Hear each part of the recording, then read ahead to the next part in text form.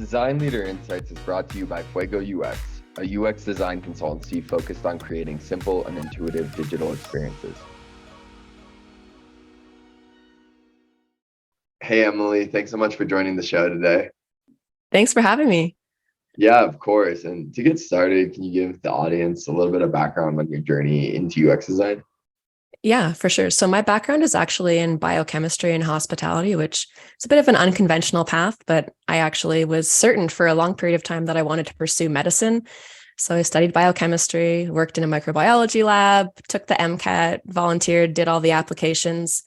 And then I was actually recognizing that I was probably going to get a spot, and I was terrified that I would get in rather than get rejected. So that was probably my first clue that maybe I was going down a path that wasn't the right one for me. So I decided to do some career counseling, just make sure I had all my ducks in a row and was making an informed decision. And one of the items that came up as a potential good fit was UX design. And I'd heard a little bit about it before, but wasn't too sure. But after doing some research, it kind of dawned on me. I was like, oh, okay. So you have this analytical and data-driven side about making informed decisions, which really speaks to my strengths as a scientist, but also this creative problem-solving aspect, which I always loved working in restaurants.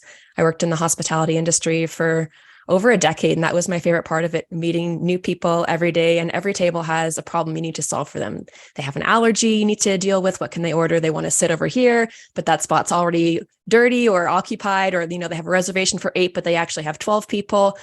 And I really loved that, but I was just looking for something a little bit more fulfilling. So that all kind of came together with the whole idea of, UX design is ultimately advocating for the user and helping people, which is why I was excited about medicine in the first place. So I was like, okay, this seems like an avenue that might be worth checking out. So I decided to enroll in a boot camp.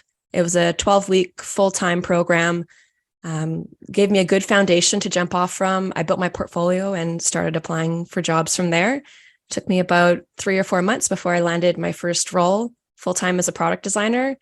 And I worked there full-time, and also, call me ambitious or stupid, I also picked up a part-time gig contracting for another UX, or as a UX designer at a startup, doing their branding and design. So I was balancing both of those, learning as much as I could before ultimately, just a couple of months ago, I got an amazing offer from Barstool Sports, and I'm working there now as a senior UX designer. And that's kind of the short of it.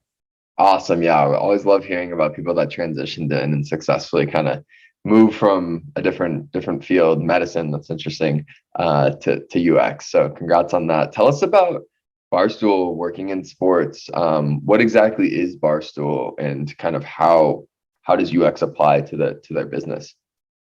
So initially, maybe I was just living under a rock, but I wasn't that familiar with Barstool Sports. A recruiter reached out to me, asked me to interview, and I always want to take the opportunity to chat with people and learn more about companies and different positions. And that was actually one of the questions they asked me, what do you know about Barstool Sports? And it's like, to be honest with you, not really a huge sports fan. And pretty embarrassing looking back now, but they were like, that's not all we do. We're actually a lot more focused on comedy and media. And that totally rings true now in the position I'm working in. They have several different digital products. And that's what's really awesome about my role is I get to kind of dip my toe into each one. So there's a huge variety, and the team is super ambitious. The pace is really fast, and it's exciting. So I was working on a game show landing page and a schedule for them before Christmas. And now I'm working on their store and making sure that their collections pages feel more personal and have branding to them. So a huge variety of things that I get to work on. And it's not really just sports, or really, to be honest, like there's just so many things that I get to work on that I would call it more a media company than a sports company, to be honest. Yeah, Emily, any examples of like some of the fun, quirky things Barstool's up to? I know they're doing a lot of stuff. And as you mentioned, even outside of sports and comedy and entertainment and things like that. Yeah, I can actually think back to one of the first projects that I was working on or helped collaborate with, and it was Stella Blue Coffee, which for me, again, didn't know much about, but got to learn the backstory as I was building the about page for the project.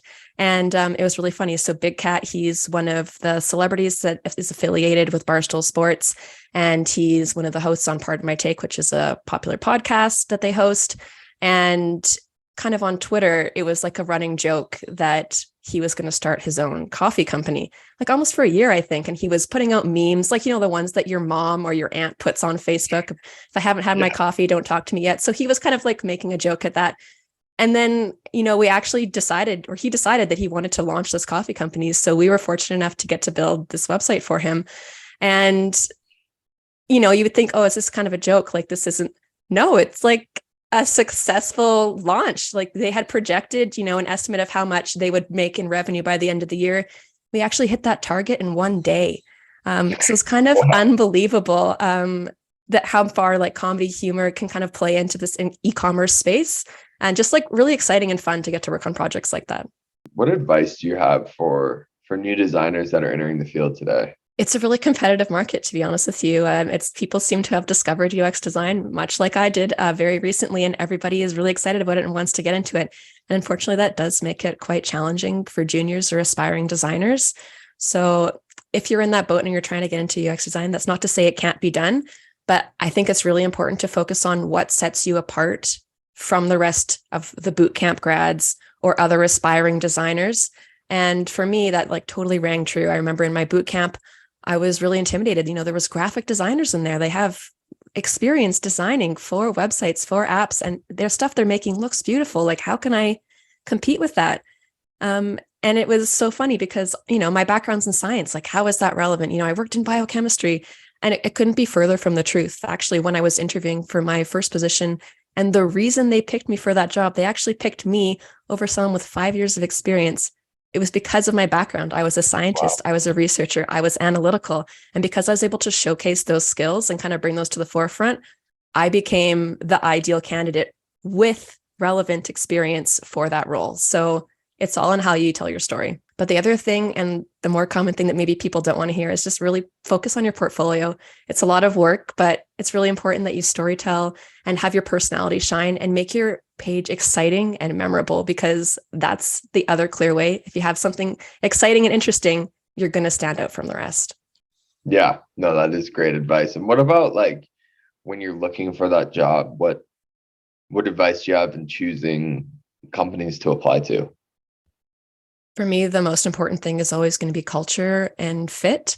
So I'm always going to be asking, how do you collect feedback and how often do you collect it? What does company culture mean at your company? And, if they start talking about ping pong tables and pizza on Friday, that I know that some people really love that, but for me, I want to hear about work-life balance and vacation days, things like that are really important to me. And that can be a deciding factor right there. Oh, okay, I can see that maybe the way that they think about this is not in alignment with how I think about this. So just having really good questions and having a conversation during the interview, you can, decide if it's really going to be a good fit or not, or at least make an informed decision. Any resources you would point designers to? Yeah, especially for junior designers, aspiring designers, or even people in my stage of the career that just want to collaborate or chat with other designers. ADP list has been like a godsend for me. And I'm actually mentoring now an ADP list, which is super exciting. You can chat with UX designers, product managers, engineers, graphic designers. It's gotten so wide and so diverse now, and it's free, totally free. You can just type in what profession you want to talk with. You can even search by company, and a list will just populate of people who are willing and available to chat with you. I have a question about like something that, just going back to that educational piece, or the educational piece of boot camps. Like, I think one of the things that I see maybe omitted is like how UX actually functions in a modern software company and who you're working with. So how do you recommend designers learn that? Like I talked to some emerging designers and they're maybe unsure what product does or how they're going to work with engineering. Any advice there? Yeah, absolutely. I couldn't agree with you more. That was something that became jarringly obvious to me once I had graduated, as I knew the whole process from start to finish. And since graduation, I have actually never followed the whole process from start to finish. So I think it's really valuable to look at those skills you learn as tools in your toolbox. It's never going to go A to Z, but for the task and for each opportunity, you're going to have a different tool that you can use for that. And in terms of figuring out how that process actually works, I already mentioned it, but I'm going back to ADP list. You can talk to people in the profession working at companies you want to work at. and see how does that work in their life? What was the last project they worked on and what tools did they use to help accomplish that? Well, Emilie, thanks so much for being on the show today. Yeah, thanks for having me. It was great.